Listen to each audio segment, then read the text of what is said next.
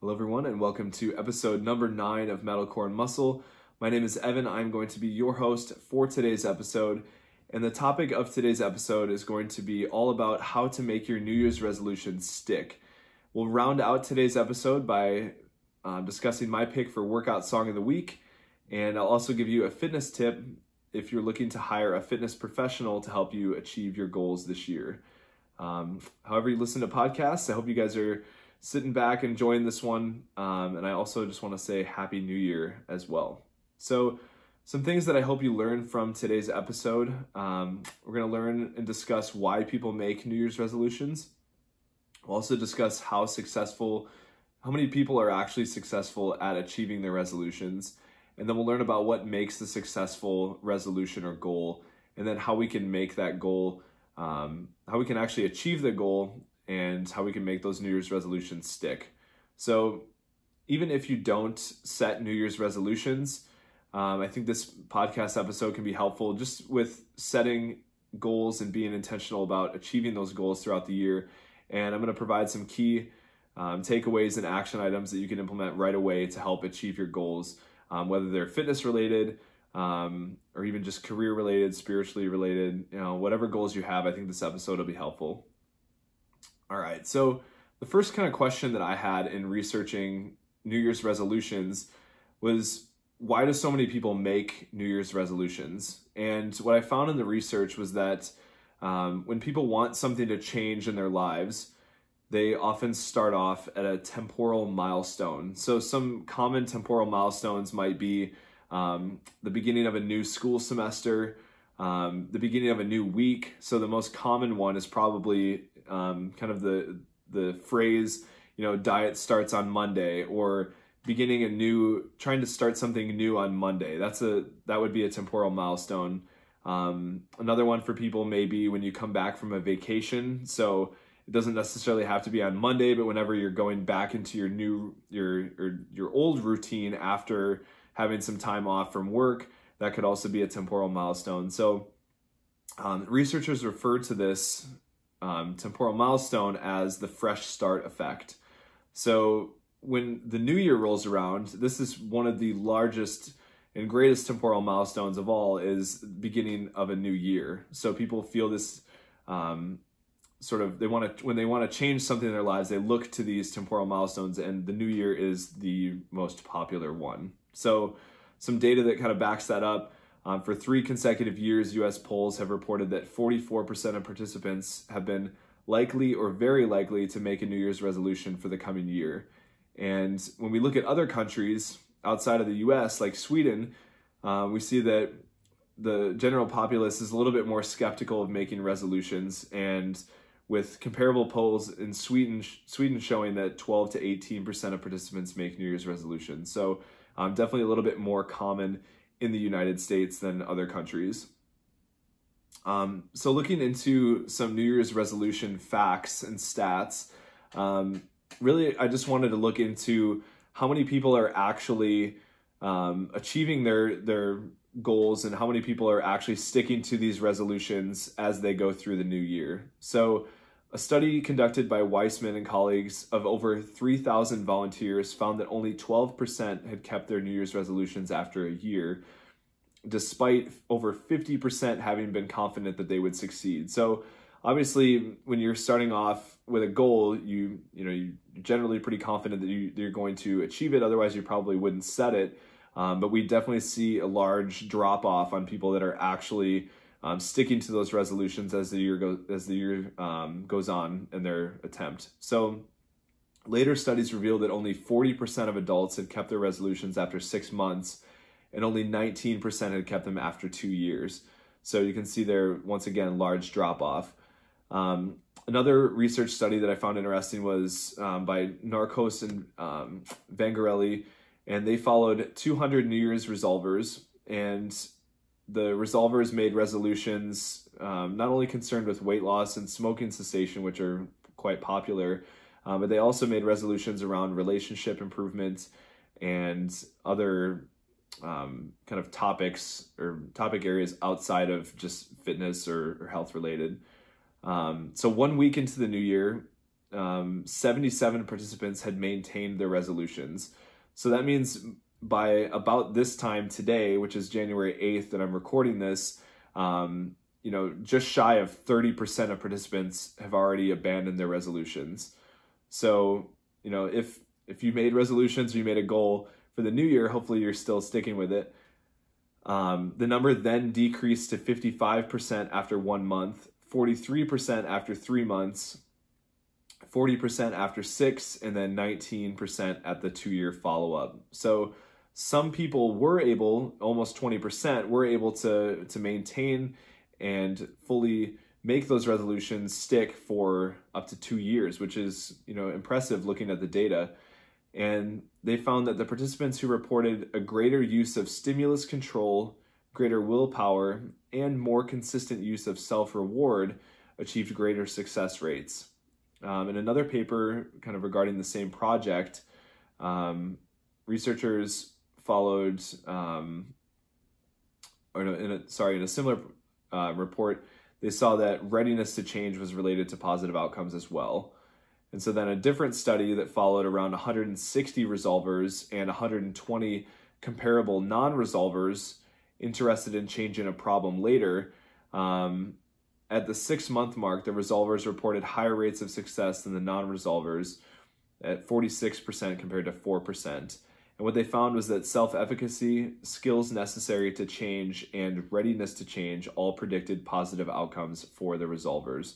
So one thing about that I think is interesting is that the comparable non-resolvers were just interested in changing a problem later. It sounds like they weren't as specific as the resolvers would be in that. And we'll talk about SMART goals in a little bit here, but I definitely think being very clear and having a set timeline that you're going to achieve your goal is important in helping you stick with it. So we'll get into that in a little bit here, but they do mention readiness to change, which relates to the trans-theoretical model, which has 5 different stages of change. And this is also referred to sometimes as the stages of change or stage of change model.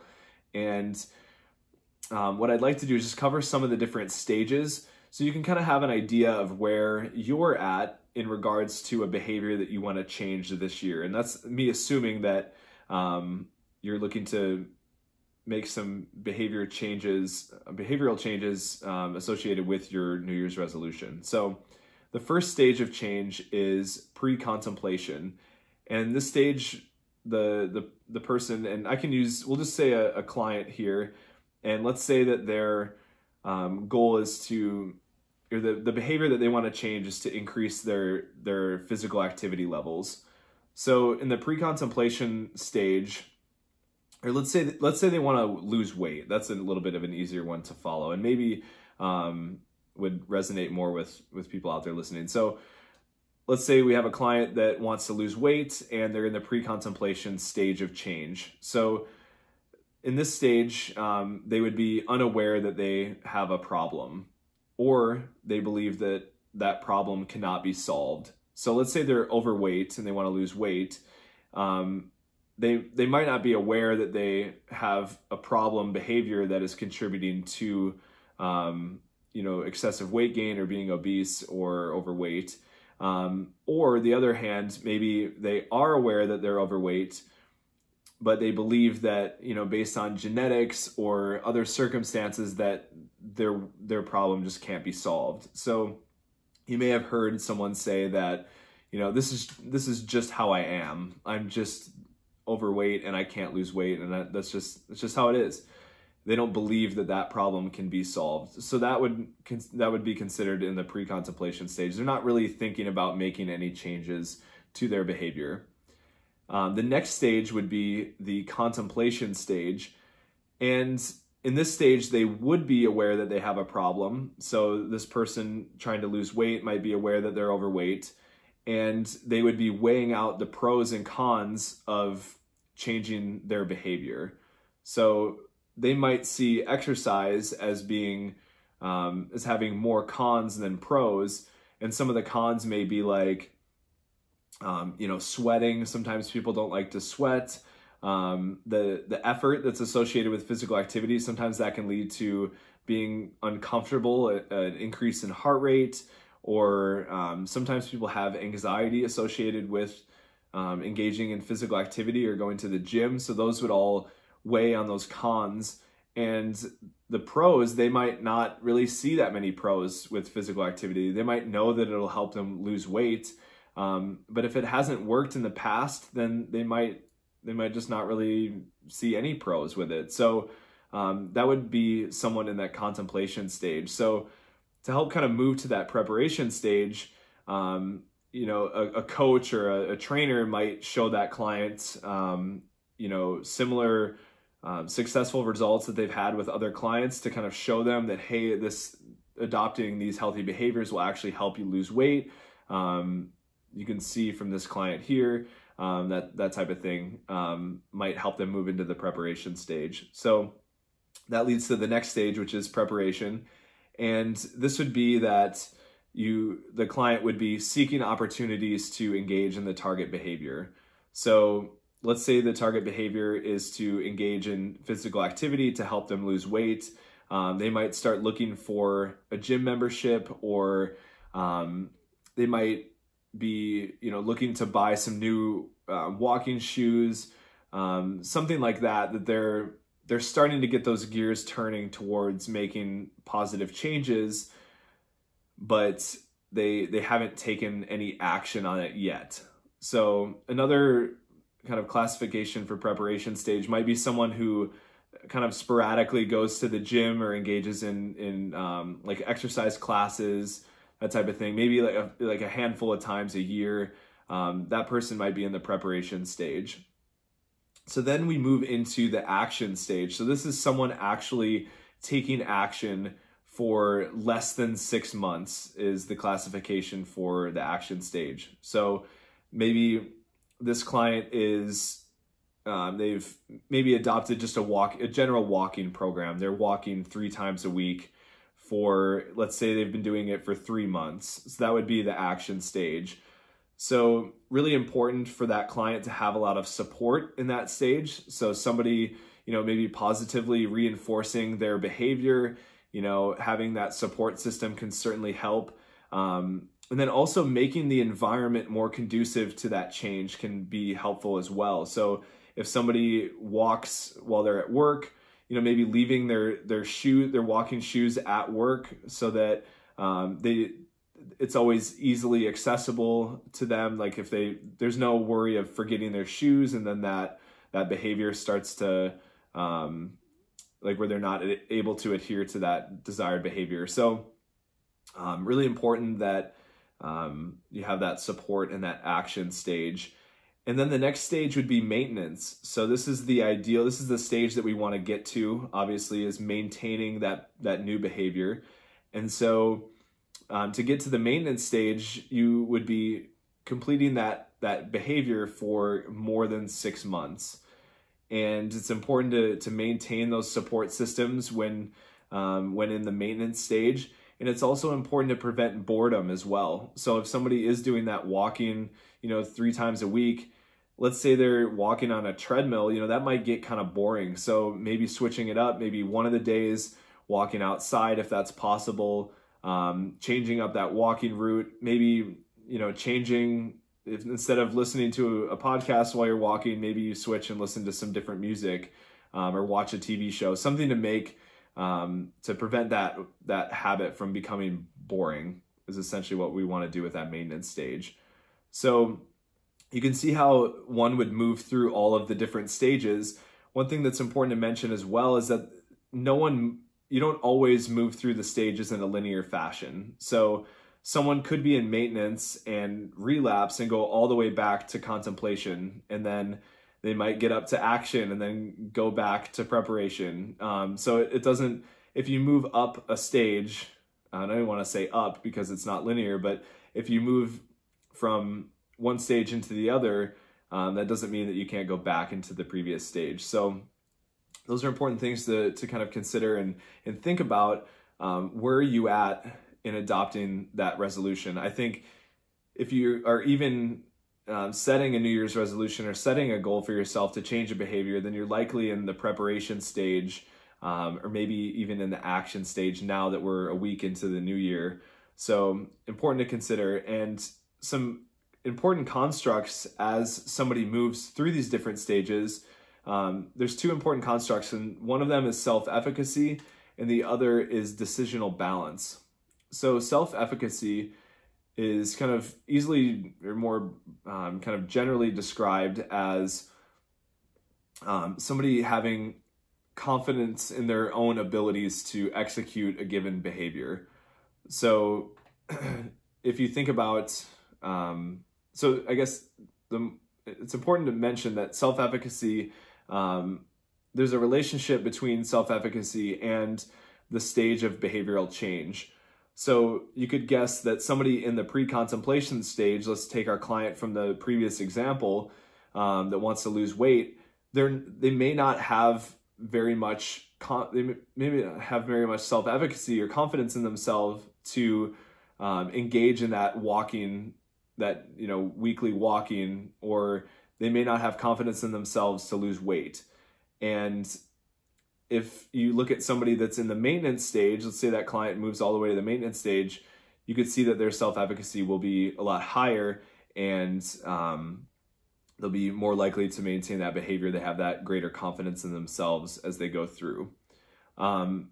It's also important to mention too that one of the most powerful predictors of self-efficacy is past performance experience.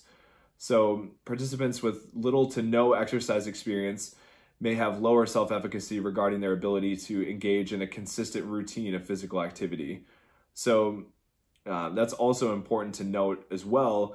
And it's also important for those of you that are personal trainers out there, or coaches, to talk to your clients about their past exercise experiences. So, obviously if somebody has had poor experiences with a certain form of physical activity, you may not want to have them engage in that activity out the gate. I think about weightlifting for this example. Like, a lot of people are intimidated to go to the gym and engage in weightlifting. They maybe feel intimidated or a lack of confidence in that. So maybe starting that client off with just some body weight training, like a few moves that they are really, that they're confident in doing. Like, I think about maybe squats and maybe push-ups and then a plank or something like that. So really keeping it simple with that client at first, and then slowly, as they're building that self-efficacy and confidence, slowly adding in more weight training and helping them become more confident. And the more confidence they have, they will also move through those stages of change and be able to fully adopt that new behavior. So self-efficacy is really important. And like that research study mentioned, it was something to look at. It was a predictor of people adopting these resolutions and helping them to stick. So just wanted to mention self-efficacy in this. And the big takeaway is that starting off with activities that you do feel confident in, and then slowly building on those as you go through. So the other construct is decisional balance. And this really refers to the number of pros and cons an individual perceives regarding adopting or maintaining an activity. So I mentioned this before, moving from contemplation into preparation, that client or person may not perceive they may not perceive that many pros with physical activity compared to the number of cons. So if they were working with a coach, that coach would want to sort of tip those pros a little bit. If you were thinking of this as like a scale, kind of tip the scales more toward the pros than the cons to help them feel more confident in engaging in that behavior and actually having the desire and setting goals related to that behavior. So that's something important to think about as well. And just kind of trust and know that as you're moving through those stages, thinking about the pros and cons of a given activity. So those two are really important constructs to think about. But I think self-efficacy and understanding kind of your confidence level in in an activity that relates to your goals is important as you think about making those resolutions stick. So another really important thing to talk about here is setting SMART goals. And like I said at the beginning of this episode, that even if you're not into setting New Year's resolutions, I think a lot of people do set goals at the new year. And I would hope that if you're interested in fitness, that you're setting goals for yourself for your training so that you are going in with a purpose and really working to achieve something. So if you're not familiar with SMART goals, this is an acronym that refers to specific, measurable, attainable, relevant, and time-bound. And these are helpful in creating successful goals as you go into the new year, as you are setting goals for yourself in general. So specific, and I'm pulling this from one of my certification manuals. They have some great examples here. So specific refers to what will you do, when, where, and with whom. Measurable, how will you know when you have reached your goals? Attainable is, can you really do this? Can you do it at this time? Relevant, are your goals relevant to your particular interests, needs, and abilities? And then lastly, time-bound, how soon, how often, and for how long? So I'm going to give you guys some examples here. So under the specific, the S tier here, instead of saying I will go to the gym for a workout, a more specific goal may be I will go to Anytime Fitness with my wife for a circuit class on Tuesday, Thursday, and Saturday at 4:30 p.m. So you can obviously see the difference there in saying, I want to work out more this year, to actually having a specific plan listing out, what you're going to do, when, where, and with whom. You can see the difference there. An example of measurable, SMART measurable goal here under M, instead of I will exercise at moderate intensity today, a more measurable goal will be I will row at a rate of perceived exertion, or RPE, of 6 for 10 minutes. So I will row at an RPE of 6 for 10 minutes. So you can kind of see having those constructs on your goals makes it a little bit easier to achieve. And I think one of the most important ones as part of this acronym is attainable. So when thinking of an attainable goal, especially with weight loss, you may see some advertisements out there. Oh, I lost 100 pounds in a year, or maybe a more extreme one of losing like 20 pounds in a month. Something like that may sort of give somebody the idea that that's actually attainable. And when we think about it, safe weight loss is no more than 2 pounds of fat per week. So at most, you'd want to be looking at maybe 8 pounds per month instead of 20. And so what can happen with that is that someone sets an unrealistic or unattainable goal, they are unsuccessful in achieving it, and then they're discouraged and they decide to completely scrap the goal altogether. And so I see that a lot, and I've seen it a lot in working with clients in the gym setting, especially the commercial gyms, where there are a lot of people that sign up at the commercial gyms every year around the New Year time. And I will ask people in a consultation, how many days per week are you hoping to exercise, or are you available to exercise? And people are very eager at the start, and they'll say, I want to work out 7 days a week. And I would ask about previous experience, how many days a week had you worked out in the past? Maybe they're, time is a barrier for them and they're not able to get to the gym more than 3 times. But now this year, they're really motivated to get in there for 7 days. So I would then ask, realistically, how many days at least do you believe that you can make it to the gym? And they might say 4 days. So we would start off with 4. That's a lot more attainable than 7. And after they're able to maintain a solid routine of consistently showing up those 4 days, then we could maybe tack in a 5th day. And then after they maintain that for a while, then we tack in the 6th day. And you can see how those stages of change also go with this as well, where they're going to be more confident in themselves if they're maintaining that action of 4 days a week. they're going to build their confidence, their self-efficacy, and they're going to end up getting into that maintenance stage where they're able to maintain that desired behavior change. So attainable is really important. We want to make sure that we're setting attainable and realistic goals. And I think the SMART criteria is great to follow, especially as you're setting goals going into this new year. So what I would recommend to do as an action item is just to go look at your goals and see if they fit that SMART criteria. We obviously want to have a deadline for our goals so that will help keep us a little bit more accountable.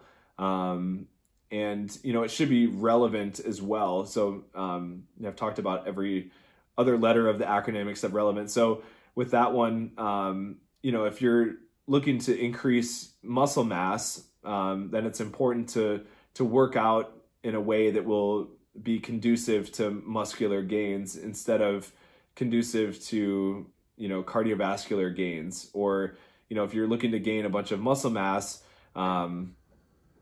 spending most of your time at the gym engaging in a yoga routine isn't going to help you with the muscle mass gains, if that makes sense. So another kind of term for this is specificity of training. So you want to train in a way that will actually be conducive to the goals that you're trying to achieve. So that's just a little bit about SMART goals. Another concept that I encountered in my research was engaging and setting approach-oriented goals versus avoidance-oriented goals. So approach-oriented goals, and this is the definition that I found online, is that approach-oriented goals are goals in which individuals are positively motivated to look good and receive favorable judgment from others. Avoidance-oriented goals are goals in which individuals can be negatively motivated to try to avoid failure and to avoid looking incompetent. So the avoidance-oriented goals and approach-oriented, this is the main example that I found is in school performance or, grade point average, that type of thing. So when students were trying not to fail, they didn't perform as well as people that were trying to, earn a high GPA or earn, a higher grade on the exam or whatever example it was. So in regard, though, to New Year's resolutions, there was a study that was done that included 1,066 participants from the general public, and they were randomized into 3 groups: active control, where I don't believe they received any support, and then a group that received some support, and then a group that received extended support. And the most popular resolutions among this group were regarding physical health, weight loss, and eating habits. And at 1-year follow-up, 55% of respondents considered themselves successful in sustaining their resolutions. Participants with approach-oriented goals were significantly more successful than those with avoidance-oriented goals at 58.9% versus 47.1%. The goal that received some support was exclusively and significantly more successful compared to the other 2 groups. So the last sentence here, this study reveals that New Year's resolutions can have lasting effects even at 1-year follow-up. So making New Year's resolutions, you can make them stick, and engaging in approach-oriented goals versus avoidance may give you a little bit more likelihood that you're actually going to sustain that resolution over time. So kind of wrapping up this segment of the episode, I just want to give you guys some key action items, key takeaways that you can implement right away to help these resolutions stick or goals stick that you've made. So some of these action items, one of them is assess where you're at within the stages of change. So I feel like if you're listening to this, you're probably in either the preparation, action, or maintenance stage. One of the key takeaways of that with the maintenance is avoiding boredom so that you don't relapse. With action, making sure that you have an environment that's conducive to making that change and that you have somewhat of a support system as well. It's important also to set SMART goals. So we talked about that, incrementally building to achieve an overarching goal. So if you're incrementally building, that's going to help build that self-efficacy, which is also going to help you move through the stages of change and thus help you adopt a new behavior or make that resolution stick. So, if you're looking to gain like 5 pounds of lean tissue throughout the year, you can set smaller monthly goals, and those smaller monthly goals thus will build up to achieving the overarching goal of gaining that muscle mass. But to get to that finish line, you need to build your confidence as you're going through. And if you're setting massive, unrealistic goals from the gate, and you're not achieving those, you may get discouraged and then abandon the entire resolution or entire goal. So I would say assessing your current goals and then adjusting as needed to fit that SMART criteria is a solid place to start, especially if you feel like you're not able to adhere to that resolution here 8 days into the new year. It's also important to discuss your goals with someone. So and you would kind of hope that they would offer some support along the way. So just like that last study that I mentioned, having some support is better than having somebody kind of always on top of you about the goal, but it's also having some support is also better than not having any at all. So having someone there to kind of help hold you accountable can be nice as well. And then lastly, creating an environment that fosters achievement of your goals. So in looking at this is kind of a term referred to as behavioral economics. And in looking into behavioral economic research, we find that, people that are given free, let's say that someone has heart disease and they're given free medication to help improve their heart condition. They found that even people that were given the medication for free still did not take the medication. So the point here is that having the knowledge of what to do doesn't necessarily guarantee that that person will take action and actually helping solve that problem. So this goes into the point of creating an environment that fosters achievement of your goals. So I mentioned maybe setting your shoes out the night before if you're going to go run, or preparing your foods in advance as well. So I'm not a huge fan of doing a massive meal prep anymore, but if you do find that you're having difficulty eating healthy or difficulty preparing your foods, let's say you wake up late, you don't have anything prepped, you go to work, and then you end up buying food out on your lunch that's not healthy. Prepping that food in advance, it's already made, it's already there. You just grab it and go. It makes that healthy choice a lot easier, which will then help you stick to and achieve those goals. So those are some key action items. Hopefully you found this segment helpful, especially if you maybe are assessing your goals that you made this year and they're not fitting in with that SMART criteria. I encourage you to kind of reassess and at least try to make it fit the SMART criteria a little bit so that you're more likely to achieve those goals this year. So one thing that I want to mention too before I get into my pick for Song of the Week is a quick tip if you are looking to hire a personal trainer or a health coach or professional this year. So particularly, this is going to refer to hiring a personal trainer this year. So I was on Instagram and I came across a post online from someone that they made I believe they recorded a live and then it was made into a post. And the caption, it was a trainer, personal training to clients, and they were doing the workout with their clients. And the caption said, "Real trainers train with their clients." And, I just want to make this point that it sounds, maybe a little negative, but I believe that real trainers and fitness professionals know that that is actually far from the truth, and that someone who is certified and is proficient in personal training will know that you should be focusing on the client the entire session. So those clients are not, if you're a potential personal training client out there and you're listening to this, you shouldn't be paying the personal trainer to get their own workout in with you. you're paying for their guidance and for their professional guidance and their programming, and it's important that they demonstrate the exercise, and so that the client has an idea of what to do. But if a trainer is doing a plank exercise with their client, and they have their head neutral, they're not going to be able to look at the client and give performance cues, and they're not really going to be able to give their full attention to that client. So if you hire a personal trainer and they're looking to do the workouts with you, I would say that's a big red flag. They should be watching your form, making sure that you are doing and performing the exercise correctly.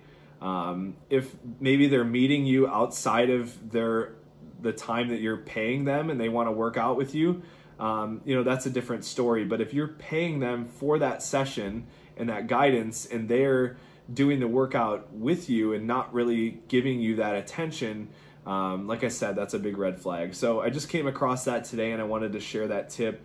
If you are looking to hire a personal trainer, just make sure that you set that expectation, that you're on the same page with them, that they aren't going to be doing the workout with you. So important to mention as well. All right, gang, so let's transition into the pick for Workout Song of the Week. We got to talk about a little bit of Metalcore on today's episode. And today's Workout Song of the Week, and this is pulled directly from my release radar on Spotify. This song is by the band Avira, and it is called Misguided. So Avira came out swinging this year with a new album that they dropped on Friday, so yesterday, and this album is called Avalanche. And I first discovered these guys back in 2020 during my lockdown workouts, and I found their EP, which is called Relentless. And this EP actually came out in 2018. I just hadn't discovered it yet until a couple of years later. And my favorite track off of the EP is called Tyranny. And just a great song. The EP is great. Obviously, it's not a full album, but every song on there is great for working out. I encourage you to check it out. I believe they also released a song called Dead Weight in between their EP and their new album, and that's an awesome song as well. So be sure to check those out for working out. They've released a few singles since 2020. These singles include the song Insanity, Back for More, and the last song is Labyrinth. And these singles all appear on the new album. I'm really pumped to check out the whole album and listen to it from front to back. I have checked out a few songs on there. Obviously, Misguided is great. And then one of my other favorites is called The Storm. These are great workout songs.